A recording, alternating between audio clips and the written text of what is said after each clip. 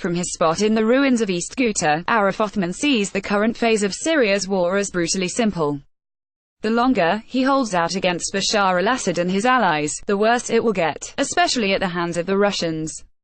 "We were supposed to have surrendered by now," he said at the end of the most intensive week-long barrage anywhere in Syria in the past 3 years. "When we didn't, the bombs were bigger, the planes more regular, and the injuries like nothing we've seen. All sent from Moscow. The Russian air blitz has been the sum of all fears for the besieged population on the ground.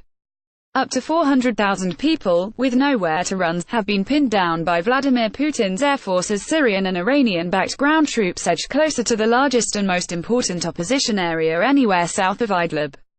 For Assad and Putin, Ghouta is the key to controlling the capital, and winning the war. But outside the Syrian cauldron, friends and foes alike are starting to believe both men have miscalculated. It is increasingly unclear how Moscow will recoup its investment in the world's most complex conflict nearly 18 months into Russia's intervention to prevent Assad's defeat at the hands of rebel groups that were advancing on his heartland areas of Latakia and Tartus. It is increasingly unclear just how Moscow will recoup its investment in the world's most complex and intractable conflict.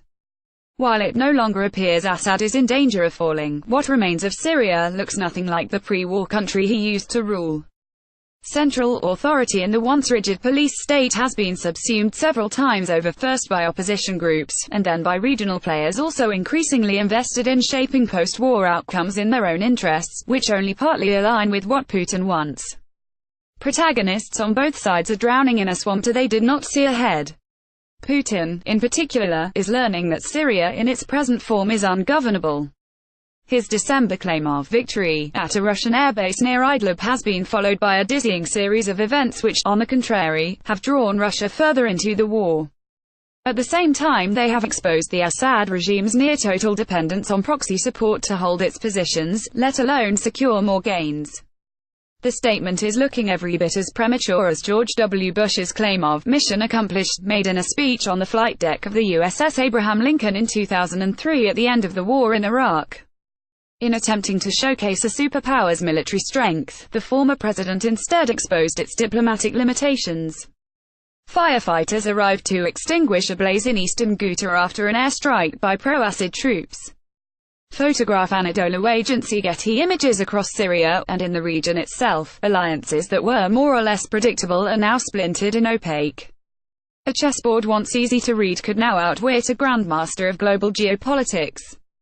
From Ghouta north to the Turkish border, from Hama in the west to the oil-rich Deir ez-Zor in eastern Syria, where up to 200 advancing Russian mercenaries were killed by a U.S. counterattack on the 7th of February, a new regional order is being fought out.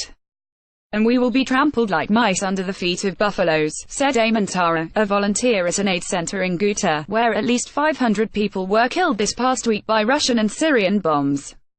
May God damn them all. Just how to balance the increasingly potent interests on display in Syria is bedeviling all who have tried. "The only winner so far is Iran," said Bassem Barabandi, a former Syrian diplomat who defected from the regime in mid-2013. "It achieves what it wants without too much noise. Iran enjoys Russian-American conflict because it makes Russia more dependent on Iran to survive."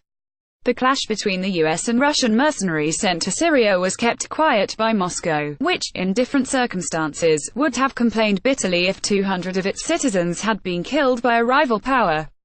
For Putin to admit even that the men were there would have belied his claim of victory and withdrawal from a war that no longer needed him. Acknowledging they were advancing on an oil refinery held by U.S. Kurdish proxies would have been an equally tough sell, at a time when securing Syria from the threat of terrorism and U.S. hegemony remains the official narrative. U.S. intelligence officials believe the company that recruited the Russians, the Wagner Group, is controlled by a Putin confidant, Yevgeny Prigozhin. Also staking its claim in Deir ez-Zor is Iran, with which Russia has partnered to ensure that what remains of the anti-Assad opposition can no longer win the war. Russian officials have complained to counterparts in Turkey that Iranian aims are increasingly at odds with their own. A senior Turkish diplomat told The Observer Moscow feels especially threatened by what it sees as Iran's determination to build a state security structure in Damascus modeled on its Revolutionary Guard Corps, the most powerful institution in Tehran 40 years after the Islamic Revolution. But how can they stop them? The diplomat said. Putin won't have it his own way from here. And we can see the Russians getting irritated by it. From mid-2016, Putin started to draw Turkey's Recep Tayyip Erdogan into an alliance with Iran which aimed to bring the war to an end on terms to Assad's benefit. The alliance was a death knell for an opposition that Turkey backed in the north. It culminated in a trilateral summit in Sochi last November, which was supposed to dare a diplomatic victory that had eluded all others, and at the same time sideline a moribund unbacked process. It was an embarrassing failure. Diplomacy has since collapsed and violence, first in Idlib and now in Ghouta, is nearing record levels. Turkey has reframed its involvement in the war, started to oust Assad but now aimed at keeping Kurds from controlling the Turkey-Syria border. Last month Turkey sent troops, an Arab militia, into the Syrian border enclave of Afrin to fight Kurdish militias. The move was quietly sanctioned by Moscow. But in the past week, forces loyal to Assad were allowed into Afrin to counter the Turks. Russia's position on this development is unclear. Russia always says it does not have the leverage on Assad the way the world thinks.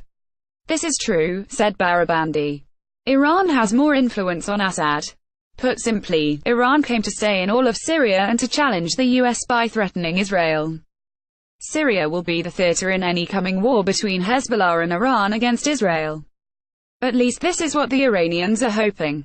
And Iran is happy that Russia has taken the lead in Syria and let them empower their forces without distraction. None of the players trust each other and what we see is short-term contracts that may shift at any time. The only thing they have in common is they want the US to be out of Syria. Meanwhile, Russia, which had high hopes that Syria would be a launching pad for a new power projection, ensuring Assad's survival and securing its own lead role in shaping order in the region, and perhaps far beyond, is focusing on more short-term gains. As we helped the brotherly Syrian people, we tested over 200 new types of weapons, said Vladimir Shaimanov, head of the Russian Duma's Defense Committee.